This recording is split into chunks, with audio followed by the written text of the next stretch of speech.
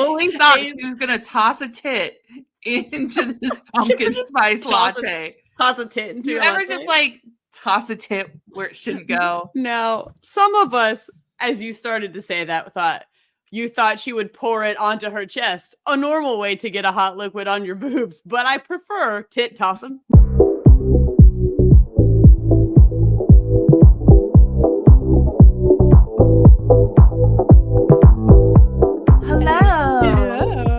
Welcome to Say Smut, a literary podcast for readers and non-readers. Yes, welcome. That's Sarah, and she loves books. And that's Hope, and she loves talking with me about books. Each episode, I break down the plots of some pretty wild books to Hope, who has not read them. Now, if you join us each week, you would know that we had some really crazy shit happen 2 weeks ago with some jack-o'-lantern smut. And then I said, hey, life's all about balance. So I brought you some non-smutty but heavy sexual tension. And then this week we're back to the absolutely redonkulous, which is Seduced by the Pumpkin Spice Latte. Seduce me right now. Evelyn Cloves, which... Look, if you clicked on if you clicked on this episode you probably already can figure out where we're going. So I don't feel like I'm going to shock anybody. Also, if you're around by our what is this, like our 14th episode, I think, like, you know what the deal is. You know what you've signed up for. Say Smut is what the podcast is called. And the author of this book's last name is Cloves. So I don't know what you were expecting. Cloves and spice equals pumpkin spice latte smut. Equals everything nice. Pumpkin spice latte smut. And if you hear that squeaking in the background, it's not a chair. It's not a loose screw. It is Hope's dog. It is a loose screw. It's one of my two dogs. the only one who is ever loud enough to make an appearance on this show. Listen to her sing. The same dog that started a fire in your house a couple episodes ago. That is true. And this didn't happen during the podcast, but you should also know that recently she ran away, broke into a home, refused to leave, and was brought back to me by a policeman in a squad car. So that's fine. She's a constant state of absolute chaos. Like, you know that chart that's like neutral, chaotic, like evil chaotic. She is actually at the evil chaotic part of the spectrum. She's actually a line in the bottom of the graph. It's not like a measurement, but it's like where chaotic is, and then like a lot, like the exterior line of the whole thing. She's just the line that juts out from the word chaotic, and she's only chaotic. She's just not going neutral, good or evil. It's pure chaos. I guess that's true. See, so I'm sorry. I'm trying to mute my mic when I'm not talking. It's the best we've got in a tough situation. Look, it's all we can do. So let me just get started and do some talking so you can mute. Okay, so content warnings. We really just have sexual content this time around. There's really no other triggers at all. And I'm going to let you know right now that this book was 18 pages on my Kindle. Yeah, and I will let you all know as a warning that I think my research will have more trigger warnings than the actual book we're discussing. Wow, I love that. I love that I'm not the problematic one here for once. I love that. I'm the problem is me. Well, I'm going to let you also know that the StoryGraph rating is a 2.71, which is like the lowest rating we've ever had. And honestly, Goodreads isn't much better at 2.75. And you're probably wondering, Sarah, what did you rate it? And I, like many of our other absolutely bonkers smut books, cannot rate it. Like, my mind cannot wrap around the concept. Therefore, like, what do I rate it on? Like, the plot, because most time there is no plot. Do I rate it on the sex? Like, I have to say, on creativity scale, we're up there. So it'll be fun for us to rate this later, because obviously it's chaotic. What I'm hearing is that Seduced by the Pumpkin Spice Latte may be an acquired taste. Haha, it sure is. I also do not like pumpkin spice. I don't really like a lot of pumpkin-y things. I also don't like cinnamony things. So Hot this is takes like, all around from Sarah today. I know. What can I say? I'm that girl, I'm such a pick me girl right now. Oh, I'm so sorry, everybody. But a little bit about the author. Actually, I couldn't find like any information about Evelyn Cloves, because there's nothing out there. This is such a nuanced book. I don't even know how I could find something about her. I will tell you the titles of some of her other work, which include The Congressman's Milkmaid, Taken by the Centaur, Cockholded by Her Boss. Look, first of all, 10 out of 10 for titles. I love them all. And second of all, for just a moment, I thought we were going off food themes. And then there were other themes, so never mind. All right. Well, I know this is going to be a short episode because this book was 18 pages on my Kindle. Ooh. And when I opened the file on my Kindle, it claimed that it was 178 pages or something. But then I clicked forward and then it went forward like 30 some pages or something ridiculous. So I don't know how that Kindle situation's working. I don't know if it was the font size I had going for me or whatever. But really, this is really 18 pages. And we start with, oh, sorry, I have to ask you, are you ready? Hold on. Do you want me to start this section over? Well, no, your section is fine. I'm confused because I'm trying to record this on my, for some reason, sorry, my Audacity is recording my audio on a second line while playing the audio I've already recorded. Do you ever use my Audacity audio? No, that's why I've told you to stop doing it. I just always have it for a backup. I know, I did too, but then I was like, meh. Well, forget about it. If you can hear me, it's fine. Yeah. That's anyway, it's a short book. I'm going to start that section over now. That's fine. So I know this is going to be a short episode because the book was a total of 18 pages on my Kindle. And it was really weird because I opened up the file on my Kindle. I bought it from Amazon from Jeff Bezos. And I opened it up and it says that it's like 178 pages or something ridiculous. But then I start clicking through and it was moving forward quicker in the book than I thought. And then I was like, oh, so it must be my font size or something. But it is almost 18 pages. Which was ridiculous. But we're gonna, before we get started, I always have to ask if you are ready. Are you ready? I have never been more ready to be seduced by the pumpkin spice latte. And it's not going to be in the situation that you think it is. Because when I kind of knew what this was about going into it. But it's a smidge, it's like a degree different than what you think it's going to be. Okay. I mean, I had a lot of questions with pumpkin spice lattes being liquid. So I'm excited to find out how this pans out. What do you think this is going to be about with it being 18 pages? I mean, a practical answer that doesn't involve having sexual relations with a latte, which I'm not ruling out, is that an attractive human being presents a pumpkin spice latte, and in that way there is some seduction that happens, and or maybe it's just a really sexy latte, and I can't rule that out. And I'm not here to yuck anybody's yums. Yeah. Well, look, there are humans and pumpkin spice lattes involved.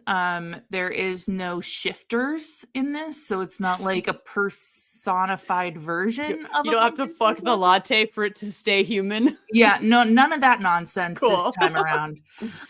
So we start with our main character, Melissa, who wakes up on the day that Starbucks offers its pumpkin spice latte, which is a very big day. Already off to an amazing start. I'm going to spoil something to do with the research to let you know that it has been 20 years since Starbucks came out with the pumpkin spice latte. Wow, the 20th anniversary of pumpkin spice lattes. Yeah, this year. That's delightful. Thank you. You're welcome. Continue. Well, I'm going to pop into your research in just a second, but she wakes up and she is full like white girl fall vibes. I'm talking yoga pants. I'm talking multiple layers on layers and some scarves thrown in there. There's a Taylor Swift reference on the first page. And don't get me wrong, I've become a T-Swizzle fan, but I just I mean, it is just thickly layered. She had shimmering auburn hair that she threw Ooh, up in a ponytail, which is like that's some fanfic writing right there. I'm telling you, the writing in itself good. was maybe some of the worst. Look, at least it was all grammatically correct and like That's more than I can say about my own writing. So congratulations congratulations, to Evelyn. Evelyn Cloves. But like I'll get into one. I was really harsh on this book. I don't know why. I've not been harsh on some of our other short smut books, but anyway, she wakes up and she knows it's the day. She knows it's the day it's happening, and so she's in her bed and she quote ran her hands along her body, enjoying her own naked form that would soon be enjoying a hot, delicious taste of pumpkin spice latte. End quote. Amazing. That's how I celebrate fall as well. First of Uh-huh. all, naked. Second of all, touching Yes. myself in anticipation. I'm just kidding. That's not true. She also said that it was like it's the anticipation that she experiences when she sees a really attractive person. I don't know how anticipated I feel when I see a really attractive person, but Maybe we haven't seen enough attractive people. so I would like you at this time to give us our history of La Pumpkin Spice Lattes. Yes. So this is in fairness, the history of pumpkin spice latte is actually pretty short. So this is going to be a prolonged history of pumpkin spices and then how it transitions into lattes in a report I'm calling Pumpkin Spice Up Your Life. That not as great as some of your others, but I liked it. No, I mean, once you find out the content of this report, we're all going to be bummed out. So honestly, Oh, shit. it could have been worse. First, thank you so much to the Washington Post, Better Homes and Gardens, Food and Wine, History.com, and Starbucks, which is where I got all my information, and trigger warning. And I'm so sorry. You may skip all of my research, which may be more of the podcast than the book, because I am going to discuss several difficult things. And again, you're welcome to leave, but I will not go into super in depths. It's just kind of present through the history of pumpkin spice. I'm gonna have to talk about slavery, genocide, death, and starvation. You know what? And I'm guessing this is putting a wild guess out there that it was us white people doing some crazy dumb shit, Yes. crazy racist, stupid shit The very that next got bullet- us to this point. The very next bullet point of my research says, spoiler alert, pumpkin spice, while delicious, has a history of white people bullshit attached to it. Cry face. Wow. Shocker. Yes. Okay. All right. Yes, Let's so- dive. So we'll see you guys in a second if you're going to skip ahead, but we will dive into this right now. Yeah. If you only wanted to know about the latte part, the TLDR is that it was invented literally 20 years ago from 2023 by Starbucks. But let's talk about the spices that make up pumpkin spices. I would like to open this up with a quote from the Washington Post article, Fall's Favorite Spice Blend Has a Violent History. Oh, shit. I'm so sorry. We can't say I didn't TW the crew. In this article, food historian Sarah Wasberg says, some spices are part of a natural course of trade. It just happens that the main spices in pumpkin spice are fraught with colonizer histories, which I don't think any of us could possibly be surprised by. But before we get to everything, almost everything. I mean, what haven't we touched and soiled with our colonization? Not much. Before we get started into all that gloom and doom, Sarah, there are a handful of spices that make up pumpkin spice mixes. Which spices do you think of when you think of pumpkin spice? Which is a funny question to ask you now that I know you're not a huge fan. No, I'm not. And so all I can think of is obviously pumpkin spice is like going to be made up of something along the lines of pumpkin. I'd like to say there's some cinnamon in there, likely. I would not, maybe some brown sugar. Interesting. Is that that's not a spice? Just kidding. I'm the stupidest bitch in this room. That's not true, and I will not accept that negative self-talk. Thank you. I'm trying to think of like what you would throw into this shit, knowing I've never gotten into them. So I don't know. You tell me. You were so good on cinnamon. There isn't actually, I don't know if this will be a surprise to people or not. There isn't actually pumpkin in pumpkin spice. Pumpkin spice is purely the spices you commonly put in like a pumpkin pie, just pre-mixed for you so you don't have to mix them yourself.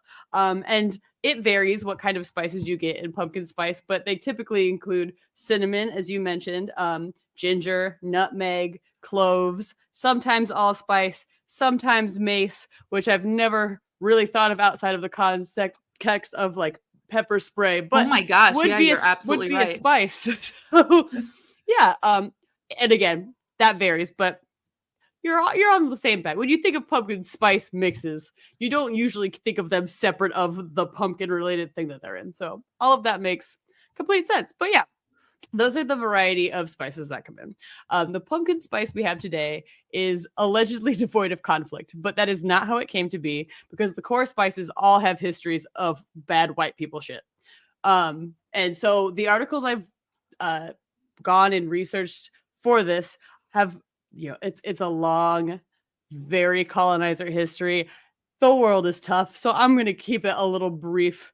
But note that almost every of those coast spices has some heinous history. So, starting with nutmeg, a lot of these spices are grown in like the Spice Islands and what is modern day Indonesia.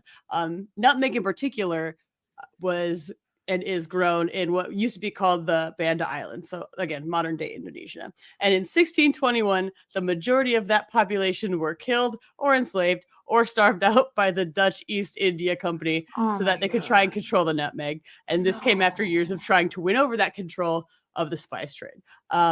Similar stories kind of across the board. Amboina, excuse me, which is also in current day Indonesia, was famous for growing cloves in the 17th century. Fighting over control of the clove trade almost brought England and the Netherlands to war. So that's not great. Can I Cinnamon, just, as yeah, the Dutch person on this call, I just really want to apologize, and I don't mean that in a funny way at all no, it's because this okay. really fucking sucks. And I'm It's so sorry. yeah. Admittedly, there is a through line of the Dutch East India No, trade. you know what? Look, the It's Dutch okay. We acts, know. we act like we, oh, sorry, I just dropped what I was fiddling with. Um, we act like we're all innocent, but we all know that the Dutch were the ones that made the slave ships, which are not, it's just And not look, good. the Look, the moral of this story is that it's pretty much just all white people doing bullshit. It's not yeah, just people who are Dutch. It's a bunch of no, white no, people. but like I think it's time that I take some ownership of my ancestors right now, and I just want to formally apologize. And I'm so sorry this sucks. Okay. All right, you Anyway, can keep going. don't even worry about it. We'll talk about some cinnamon. Cinnamon come from another thing Sarah doesn't enjoy: colonization and cinnamon No, and I pumpkin absolutely hate cinnamon. It's as a like whole. a worst nightmare for me, honestly. Well, it comes from several places, but is mostly cultivated in Sri Lanka. It has seen tumult as well. The cinnamon trade has been controlled by the Portuguese, then the Dutch, and then the British, according to the Sri Lankan Export Development Board. So it's a lot of trading hands. It's a lot of white people being like, we want to make money from all the spices. No, we want to control the spice trade, and it's just really a tale as old as time, I would say.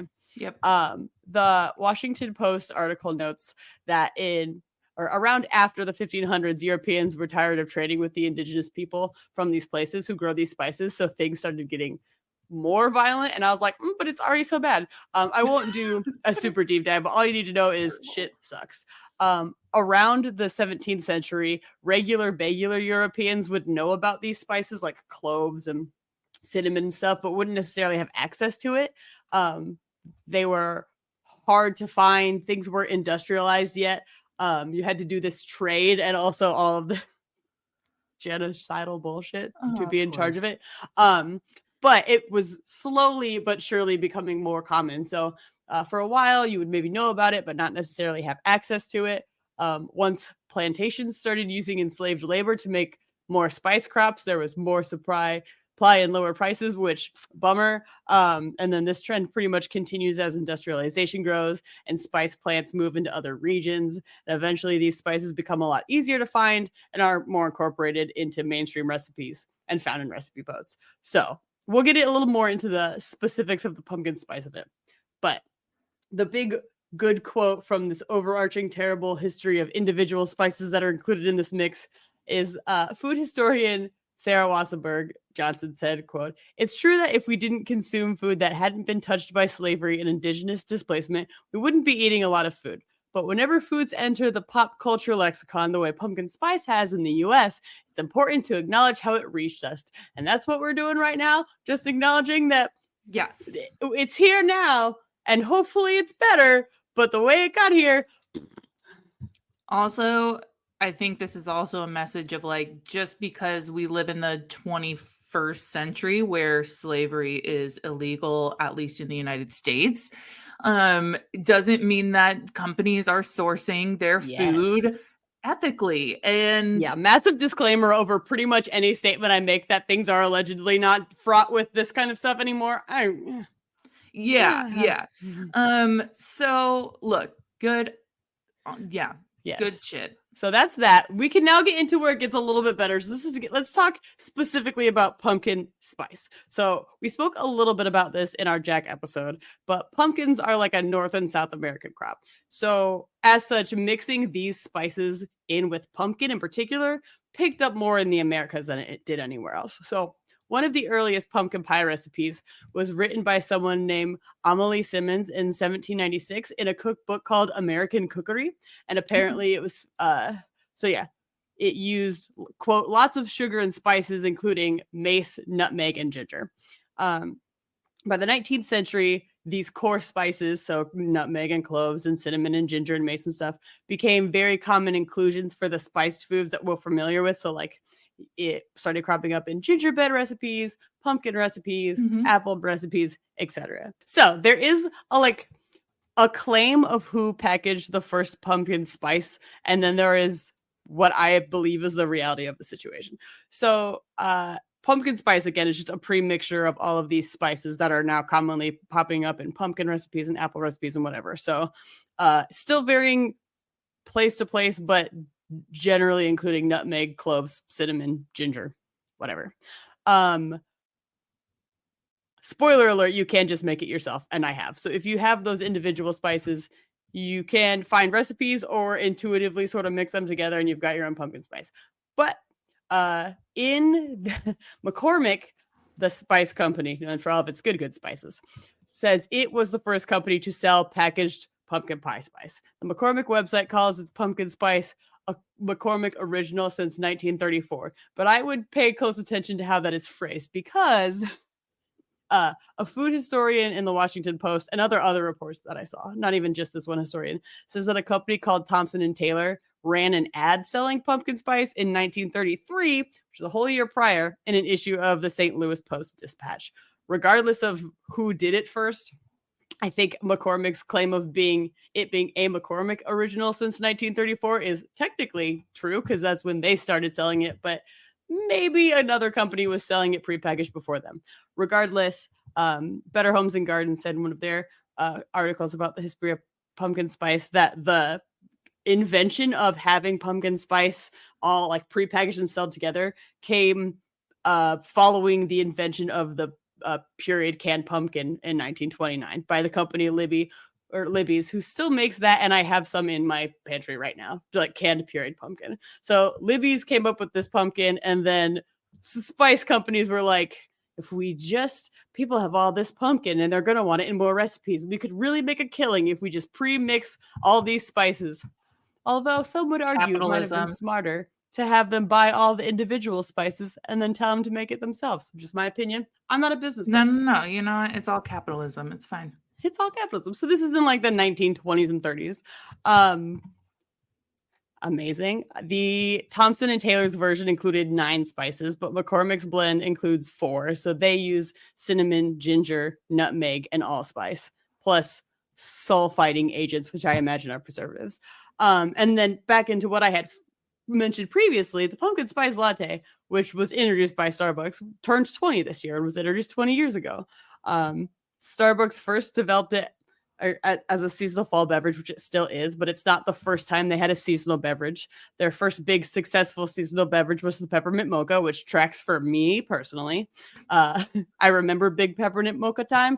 I kind of remember the introduction of pumpkin spice latte. It was developed with a combination of like internal development and brainstorming and customer surveys and taste testing and stuff. It debuted in the fall of 2003 in about 100 Starbucks locations, and then the following year it was rolled out across the United States and Canada. Starbucks said that they might have switched up what their fall beverage was, but Facebook and Twitter began existing in 2006, which then gave the company a front row seat to how much everybody loved the pumpkin spice latte by way of lovely. people tweeting about it or posting about it. So thank you to Social. Facebook and Twitter. In any case, it boomed in the 2010s.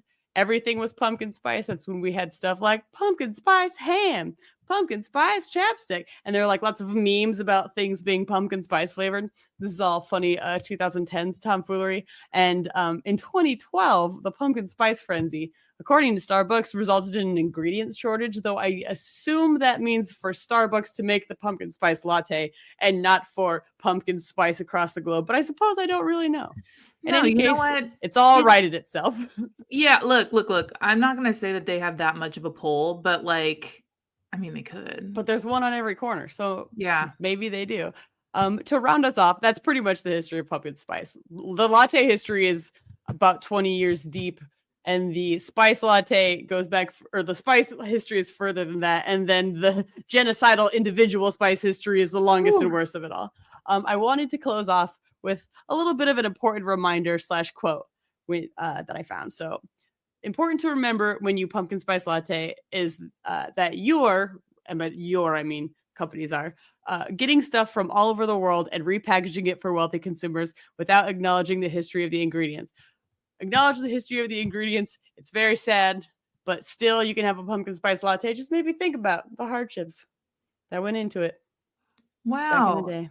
You know, I want everybody to know that when we sit down and plan these episodes, I will sit back and be like, okay, here's what I have in mind, like for this seasonal, like kind of book. And here's this general, very vague topic that I will hand over to Hope, where I'm like, sometimes I'll give her a really specific thing where I'll say like, I need to know how much, you know, a king crab fisherman makes annually. But then sometimes I just tell her, hey, can you do something on pumpkin spice? And then you just take the ball and you just make a whole home run.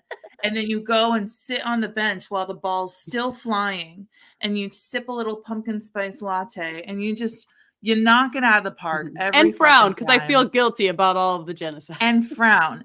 But look, you seriously knocked that out of the park. I don't even know. Like, I didn't know what to expect. And I appreciate also like the very like ethical reminder of what we consume, and especially being in, you know, a first world and have access to a lot of things that, you know, we don't know where it comes from. So yes, I'll say, don't thank me, thank all my sources. And also honestly, probably thank Starbucks for making the pumpkin spice latte popular, resulting in all of these articles about where pumpkin spice comes from, reminding us about its horrible history.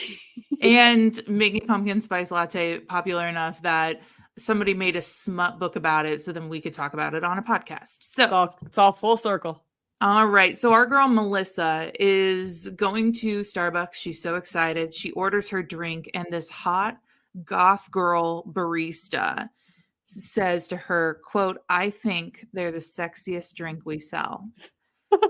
What? We were all in it for hot goth barista, and then we got I didn't know I should be judging my Starbucks order based on the sexiness. I was always looking at other merits like flavor. Yeah, flavor, presentation, if they spelled my name right. Cost. Can I get it in the most biggest size? Yeah, I'm this is just shows you how little which I don't drink coffee or anything like that. And so I go in there. This whole book is just lost on Sarah. No, it really is, because I'll go in there and I'll say, hey, can I have a small, medium, large? And they're like, you mean this? You mean venti? You mean grande? You mean? And I'm like, first of all, that's pretentious. So we all mean the same thing. You know. Yeah, you know what I mean. You know. You know. So Melissa thinks this barista's flirting with her, and she politely like turns her down, and she's like, "Oh," the girl's like, "Oh no, I was just telling you how sexy I think the drink is. I'm not flirting with you, but you are attractive. So if you ever want to," which, ma'am, she already turned you down. This transition is insane. So then she sits and waits, and this really hot man with an afro gives her her drink. And she's like, "Why is everybody who works at Starbucks so hot?" And you know what? I don't know if that's quite true. Is he like, it's because of the pumpkin spice latte? It's incredibly sexy. Yeah, it's one of those things where I was recently talking about this with somebody where it's like, I was reading a book where they're like, you have your camp goggles on, where it's like you only find this certain group of people attractive, right? Because you're in a certain space for so long. The worst part is you definitely know what I've talked about because you've worked at a camp for so long. It's happened to me almost every summer I attended this camp. Full camp goggles, there's always one crush. There's all, you look around, you're like, I got to spend all this time with people. Which one's the most attractive, right? Oh, that just punched me in the gut with I'm funniest. so glad I could do that so for you. true. All right. Well, she grabs her cup and she says it's like holding hands with a hot person, which, like, I mean, technically that could be correct. I mean, you're holding a hot beverage. I can only assume it's got a coffee sleeve on it, because if it doesn't, and that's what holding the hand of a hot person feels like, that's dangerous and you'll hurt yourself. Maybe I read it too fast because it was 18 pages, but I don't know if it had a sleeve on it. I have to assume it had a sleeve on it, but I don't want to make an ass out of you and me. So I just can't tell if I'm not holding proper temperature coffee for this experience, or if I'm not holding the hands of enough hot people to know that they're the same. And you're married. So like you should maybe figure that out. I've just never made this comparison, so something's wrong. Yeah, I don't order enough pumpkin spice lattes to know, but she is looking around for a place to sit, and it's kind of crowded. And the Afro guy gives her like kind of this gesture to take the drink upstairs because there's a second floor, which I would like to talk. I've been in a lot of local coffee shops that have a second floor. Have never been in a Starbucks with a second floor. Never been in a Starbucks with a second floor. I imagine that there are like flagship locations, like big city locations that are multi-story. But I have a feeling that this is going to lead to like an upstairs sexy room for hot latte time, and I'm just not sure I'm ready. Well, you told me you were ready for this story. That's why I ask every time. I want verbal consent. So, I didn't know we'd be going to the upstairs sexy latte room. That's different. Again, so we go up to the second floor, and there's big chairs, you know, like kind of a hangout room, and there's no one else up there. And by this point, she hasn't taken a drink yet. And she says she has so much anticipation that her nipples are hard. I love this book. So Hope and I are like giggling. It's so great. I'm having a great time. So she takes her first drink and moans, which I don't think is super out of the normal. We've all taken that first bite and we're like, oh yes, like this tastes so great. Mm-hmm. That's normal. But then she starts touching her nipples. That's where this starts going up or downhill, depending on how you want to view it. Now listen. I don't condone public masturbation. Yeah. I can only assume this is a designated sexy latte room for sexy latte times. We will answer this question in a little while, but you got to bear with me through this. Okay. So, quote, she put a lid on the pumpkin spice latte so she wouldn't be too tempted to gulp it all down at once, even though she wanted it inside her so badly. End quote. Look, there's a lot of references to like, you know, I felt the warmth go down my throat. And blah, blah, right? Like we've had those experiences. Titillizing everything of this story. Mm-hmm, mm-hmm. Then she goes, quote, the cup of pumpkin spice latte was so warm on her mouth that she wanted to see what it would feel like on other parts of her, end quote. Then take a hot shower. Have you heard of a bath? Yeah. You absolutely have the right to feel hot liquid on your body in a very, look, we also say that we are not kink shaming anybody here, but look, I just can't get on board with this one. I'm just concerned about yeast infections. I am too. Really concerned. So she uses the cup. Okay, I also should back up here because at this point, she was talking so much about her boobs and so much about the liquid that I was fully convinced that she was going to put a tit in the liquid. I fully thought she was going to toss a tit into this pumpkin spice latte. Toss a tit into You your ever latte? just like toss a tit where it shouldn't go? No. Some of us, as you started to say that, thought she would pour it onto her chest. A normal way to get a hot liquid on your boobs, but I prefer tit tossing. Just tit. I can't Just talk. flipping it out there. Just don't burn yourself. The tit in. Just the tit. Just the tit. Anyway, so she uses the cup to massage her breasts, which results in some spills. Yeah. So look, we're not going to be far off from your prediction here. Look, at least it's relatable. I would spill too. Yeah, no, and this isn't going to be the last time she spills because she puts the cup between her legs on the outside of her yoga pants. And then starts pleasuring herself with her hand inside her pants. And this results in many a more spills. Yeah, but also doesn't your hand then separate the cup from your... Yes, I thought the same thing, and I think that was a little stretch. Whatever works for you, man. Yeah. So then she starts chugging the drink while she's taking care of herself down there. And by the time she climaxes, the cup is crumpled in her hand. Quote, now the pumpkin spice was inside her, a part of her now, end quote, which this is going to be my edit on the writing. You have now twice in that sentence. I don't know why we had two nows in one sentence, but that's a personal preference. Because now it's part of her now. I would also like to say at this point when I was reading, I thought, you know what? If there's a second floor to a business where there is no employee occupying the space regularly, you'd probably have a camera up there. I would think so. You gotta. But then again, all the employees know how sexy this latte is. So they're like, you're going to need a room, and we got one. So she feels, now that she's climaxed and she's finished, she feels like she's being watched. And that's because she is. The two hot employees that were taking care of her are holding pumpkin spice lattes and standing at the top of the stairs, which like gives me those twins from The Shining vibes. Right. I'm just imagining the twins from The Shining holding pumpkin spice lattes. Is it framed like they just walked in, or is it framed like they've been there? They've been there. They've definitely been there. I asked because an important point of consent is that she has turned down one of these people. Yeah, but she did get it on in their store. She did, but did she know they were there? Does she have the right to privacy when she's literally in public? There's a lot of questions.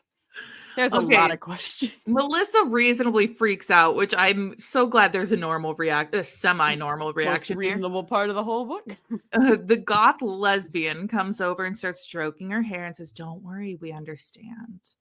And the guy starts stroking her with the pumpkin spice latte in his hand and is like, "We knew you were something special when you walked in." And the girl's like, "Yes, we know. We're like you, Melissa," which just feels culty a little. I just want you to see how just unsensual rubbing a cup on a body. This is an audio medium, and I'm going to let everybody know that Hope just caressed her collarbone and her face with a cup of water. Gosh. Okay, so then Melissa and the goth girl start making out. Mm-hmm. It's an interesting twist because, again, she was like, "Oh, no, thank you," before. But she's so titillated by everybody who works and what they make in Starbucks. So the guy pours some of the pumpkin spice latte on Melissa's chest. So then Melissa starts kissing him. Is she wearing a shirt, or did they take it off? I'm going to get there. Don't worry. Oh, no. So then Melissa starts kissing him, and the goth girl pours her pumpkin spice latte on Melissa's crotch. Well, really worried about that yeast infection, I somebody am. please call a doctor. And also, I would like to note that as somebody who has worked in the service industry, this is getting so messy and somebody's going to have to clean it up. And I Some think she's sitting person. on a leather chair, which does Oh. not make it better. And it's like, it's possible they have a separate janitorial staff, but the No, likelihood is that just absolutely some not. college kid's gonna have to go up there when they close and like mop. And that's a bummer. That's such a bummer. So Melissa then essentially takes off everything on her top portion of her body, which she then lists as like my 2 scarves and my 2 shirts, my oversized shirts and blah, blah, blah. I'm like, okay, She was wearing 2010. 5 fall layers and now she's so sweaty. Yeah. And they're like all over each other, very heavy threesome vibes. And the guy has his hand down Melissa's pants and they keep pouring pumpkin spice latte on her like it's Flashdance. And if you don't understand that reference, I don't really need you to just Google it. Okay. I was gonna say maybe you're not old enough to listen to this podcast, but then I remembered we're the old ones and never We mind. really are. So Melissa climaxes again. And Goth Girl is now drinking, or she's like, you should drink this pumpkin spice latte post orgasm because it'll be the best drink you've ever had. And I'm really not sure how there's any pumpkin spice latte left because now they have poured a lot of it out. They had Traintus for sure. Yeah. So Goth Girl then explains that they're actually before I finish, do you want to guess how this is going to end? Because I'm on my last bullet point. Are they gonna hire her to also make pumpkin spice latte? That would have been a great plot twist. Because then the power would be in her own hands. It would. I have no idea. There was a lot about this I really couldn't predict. No, absolutely not. So Goth Girl explains that there are a certain few people who are pumpkin spice sexuals. Oh, and the girl and boy led her upstairs so she could, quote, discover it herself. Because they knew when she walked in, they were like, we think you might be, like their pumpkin spice radar was going off. And they were like, you know what? I think she needs to work this one out. Seems like a forced outing, but whatever. Okay. And they are like, we are happy to help you figure your pumpkin spice sexuality out at this time. And we'll like help you out in whatever way you want us to. And she was like, do we want to do this again? And they were like, sure, we'll go make another batch. And she's like, can we try it? Can we try it with 6 cups instead of 3? And then it just ends. It just ends with her being like, could we try 6 cups this time? Can we double fist? I don't want to use any of our rating system for this specifically. I just want to go on how it made me feel, which is confused and amused. Confused and amused. That's the only rating we need. So, oh gosh, do you have any final thoughts, concerns, or suggestions? Just this applause for a very good book. A little round Do I of have applause. any suggestions? Well, if you could very sadly bring up the fraught history of pumpkin spice beforehand, that's kind of a disclaimer. Also, if you could explain to me how she was taking care of herself down there while putting the pumpkin spice between her legs, I still think the hand is in the way. But well, it just does for what the purpose I assume the pumpkin spice is supposed to be serving in that scenario. It doesn't really make a lot of sense. I think I'm with you on that one. So let's do our rating system. Not sure how we're gonna do this, but diversity. I think we are trying to be diverse with a lesbian goth girl and with the guy with the afro and with pumpkin spice sexuals. Thank you. And pumpkin spice sexuals. What are you gonna give this? This is why did we decide to do a podcast? I'm feeling the same as I did after we read Jack and after we read Unhinged. Yes, with the caveat that this did specify some races and orientations of people in a way that I don't think the other books did. But also, I mean, I'm gonna give it a 3.5. Yeah, I mean, I guess it's a 3 for me. I'll join you at a 3. I'll join you at the 3. Plot, I'm giving it a 1. I'm so sorry. There was literally no plot. Listen, I was there no cannot. plot, or was there all the plot and it was the best plot, which is helping discover your pumpkin spice sexuality? Because this was so off the wall that I want to give it like a 4. You're gonna give it a 4? Yeah, it's wild. It's like to clarify. I'm not basing this on like, does this structurally make a great story? I didn't read the book, so I don't have to. It's on, here's this crazy plot line. Well, how does it make you feel? And it makes me feel like a 4. What do you think the plot was? Tell me what the plot was. The plot was a woman on a sexual awakening journey. Okay. And how it was instantly gratified. I will buy that from you, but It's a short plot. I'm staying at a 1. There's little mystery. I'm also going to give this smut a 5. That was excellent. For 18 it's a 5 pages, smut. That's a 5 smut. We don't really get into a lot of, at least yet, like play with stuff. And people, I know that some people like to like melt candles and like pour the wax on people. And what is a candle if not an inedible pumpkin spice latte? You could even get it in a pumpkin spice scent. To be fair, like that's what I was trying to say at the beginning of this, was that this wasn't like she's having sex with a pumpkin spice latte. It was like a pumpkin spice latte turns her on. Yeah, it was like a toy. Yeah. Okay, I dropped the link to the cover down in our rating system. Would you mind describing us the cover, please? First of all, this doesn't matter for anybody but me, but for some reason, just my browser, when I opened this, was zoomed in 300%. Jump scare. It was the font is huge and the picture's crazy. It's a delightful cover. So you can see a woman just pretty much from the mouth down. And I will say that her hair does seem to be like a sparkling auburn. She is holding in a way you would probably not at all hold a latte. This is definitely a cropped in latte. Yeah, this is, again, I love it because it's how I would also make the cover of this book, which would be to find someone holding something and then delete the thing they're holding and then put the thing I want them to hold, in this case, a latte, in their hands. But yeah, it is like all fingertips are touching this latte in a way that's hard to describe, but that you should know inherently is wrong. Anyway, it says, seduced by the pumpkin spice latte, Evelyn Cloves on the bottom. Still a incredibly appropriate last name for the author of this book, and I'm very happy about it. It's a 4-star cover for me. I don't know what else you'd put on it. I am giving it 5 stars because, again, not sure what else you could possibly want from that.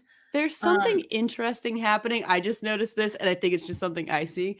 It kind of looks like this person is wearing like a Halloween costume vampire cloak a little bit. There's like a side red thing that's jutting out, and then there's like a black velvety looking shoulder that, just from my vantage point and probably just to me, looks like the woman in this photograph may have originally been wearing a vampire costume. Yes, I see what you see, but it also could be a indescript background that we do not know because this was very heavily photoshopped. Also, I'd like you guys to know that there are 2 very opposing fonts on this. Yes, Seduced by the is a very like typewriter surf font, and then Pumpkin Spice Latte is more of a like whippy dippy sad surf. Yeah, like I don't know how you describe this font. Not typewriter font. That ends with me giving 70 and you giving 80%. Can you share with me your say smut moment from this, please? Yeah, it was all 18 pages of the book. Yeah. Just really top to bottom. I don't know that one particularly normal thing happened the whole book, except for any part where someone actually normally consumed a latte, which didn't even happen that much. My thing was the fact that she discovered this about herself, even though she's been having pumpkin spice lattes for how long? All of a Mhm. sudden, like this was the time that she was like, oh my gosh, I'm sexually aroused. I can't believe this is so weird. And the fact that there were two other pumpkin spice sexual people who just Mhm. knew and they were like, oh, and I forgot to mention this, but they prevented other people from going upstairs so that she could Oh, have alone time. thank you. Yeah, Thank I you. guess the biggest what the smut is the fun, sexy latte room upstairs, followed by the new to me concept of pumpkin spice sexuals, something I'll be on the lookout for next Pride. Yeah, and I'm also a little sad she didn't throw a tit in the pumpkin spice latte because that I was waiting for it. Toss one in Um, there. look, look, that's our episode. I couldn't have asked for anything more or less. This was great. Happy pumpkin spice season, everybody. You can find us if you so choose on TikTok, Instagram, and Twitter at Say Smut Podcast. Additionally, we would love to hear your book recommendations. Send them my way via email at say smut podcast at gmail.com. And pop us a rating if you so choose. Rate and review on your podcast platform of your choosing, but don't be mean just to be mean. Be mean Don't, because we actually suck. yeah, don't be mean. Do tell us what you think the sexiest Starbucks drink is. Oh, I had a pink drink this summer Ooh. via one of our friends, and I didn't get it. I didn't get it. I keep not getting it. I keep not understanding the Starbucks craze. So, Weird take. At Starbucks, I specifically enjoy passion fruit tea passion tea lemonades. oh, Which is fancy. their like pink passion tea, which is a Tazo tea, so it's not even really a thing I can credit Starbucks for. And they mix it with lemonade, and it's very zingy and refreshing in the summer. I don't drink a lot of coffee drinks there, which is crazy because I drink a lot of coffee drinks. That's So wild. yeah. Well, it's overpriced anyway, and they're probably not sourcing it ethically. Sorry, I'm making claims that I don't know if they're true or not. Allegedly. Allegedly. I think if we just say allegedly, it doesn't matter what we said before we said allegedly. Well, everybody, we hope you enjoyed this, and we will see you at the next one. Stay spicy. Goodbye. Bye.